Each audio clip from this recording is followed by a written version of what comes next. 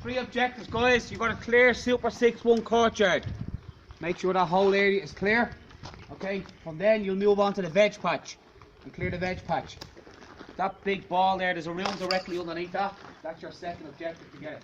Okay, last objective, the chopper in Super 6-4 is a big walled garden. Okay? Shane, listen. So you have to get that out. Blue team, you will have unlimited lives. Initially, you will respawn the back of that wall over there. Okay? And inside the chairman shed. Okay? After you clear the Super 6-1 courtyard, the chopper will become a respawn point. After you clear the veg patch, the middle room will become the respawn point. Okay?